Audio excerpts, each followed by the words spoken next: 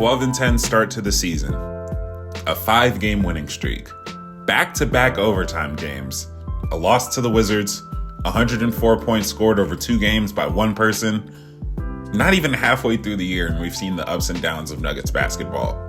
Today, we're going to be talking about the ups and only the ups in order to pull out all of the positives that I feel in the midst of all of this. If you're new, I'm not going to ask you to like the vid unless you actually do, but if you're subscribed, please like the video. It helps the video and the channel grow a ton, helps it get into the algorithm, so I appreciate your support.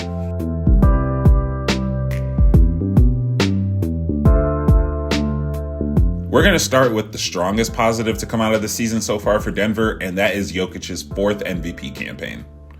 I feel like we say this exact same sentence so often, but it continues to be necessary, so I'm going to say it again. He is averaging 32 points, 13 rebounds, 10 assists, which of course is good enough for a triple-double, on incredible efficiency, great on-off numbers, blah, blah, blah, blah, blah. You've heard the entire shtick before. His season has included feats such as 5 straight triple-doubles from November 4th to November 22nd, setting a career high in points versus the Wizards in a blowout victory for Denver, by the way. Don't let anyone tell you any fake news about that game. 11 games of 3 stocks or more. 11 games, by the way. I want that to be extremely noted. 5 games shooting over 60% from the field, and 7 games with 15 rebounds or more.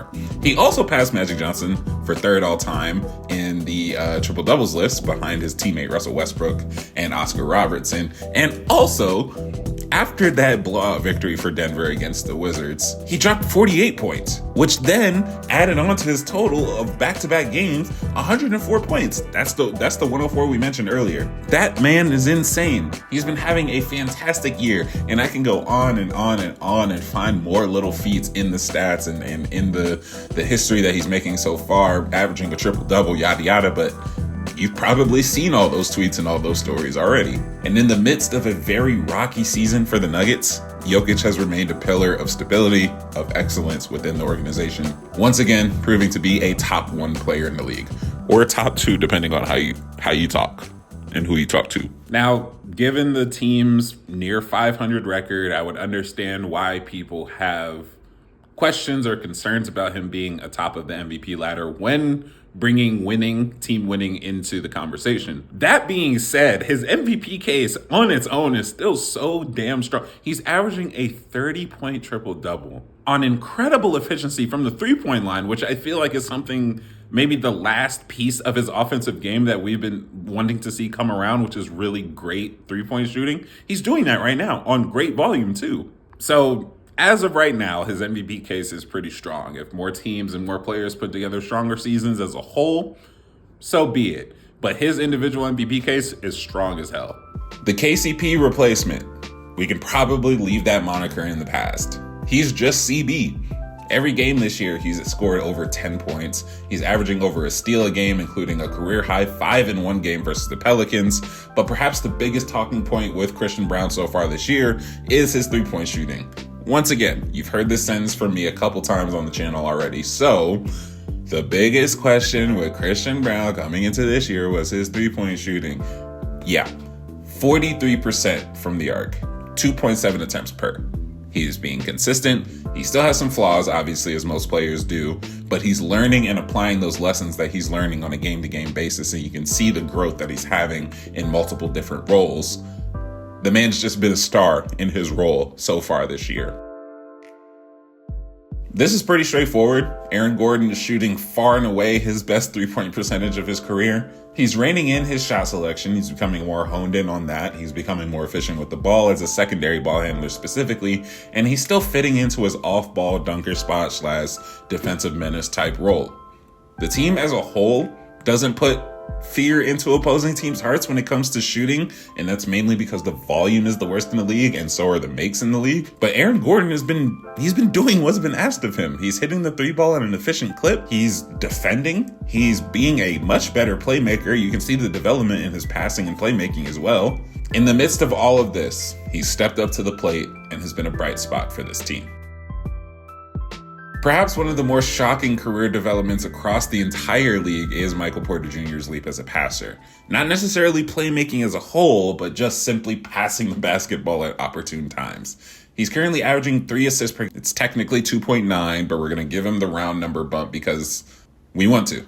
His game log reveals 7 games of 4 or more assists and 9 games with an assist to turnover ratio of 3.0 or more, which I think is pretty incredible. Is it a nitpicky stat? Maybe, maybe not. I personally don't think so, but I think it's just something to point out because it has been such a big talking point one way or the other, negative or positive, during his entire career, and we're seeing that trend more toward the positive side now.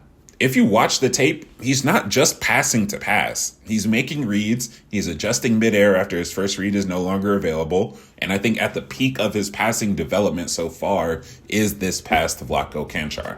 Letting a defender fly by, dribbling in to draw defenders, and then doing a left-handed live dribble pocket pass, by the way, to Vlatko in the corner for an open 3 and even better shot. I mean, chef's kiss, bro. I think that play right there embodies every single step of what MPJ's passing development has been so far. Porter, first shot. Nope, gonna swing it to Vlatko.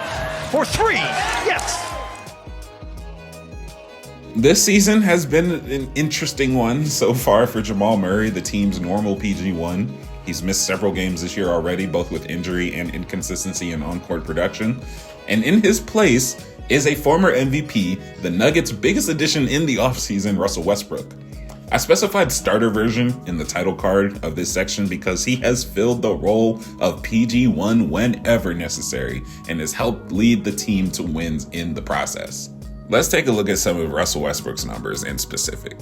When he's playing 30 plus minutes, the Nuggets are 5-1. When Russell Westbrook starts, the Nuggets are 4-1. And in these starts, he's averaging 14 points a game, 18.5 assists, and 5 rebounds in those 5 games on 52% from the field and 33% from 3. His motor is insane. His on-ball defense is still assertive. He's shooting the 3 ball at a 35% clip, and he's been arguably the best passer to Jokic that this team has seen. The angles that he uses to get Jokic the ball in advantageous spots is insane.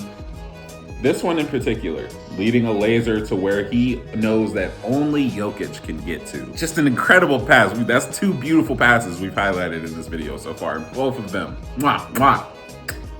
Chef's kiss. There are a couple other things I could point out, but these are the ones that stand out to me personally the most. Let me know what's been a bright spot for you down below, Nuggets fans or non-Nuggets fans alike. If you've made it all the way here, you're either a supporter, asleep, or like the video. Be sure to actually thumbs up the video, as once again, it helps the video seem more appealing to the algorithm. And we in an era of growth, baby, so we trying to get there. So any support is appreciated. Subscribe if you're new.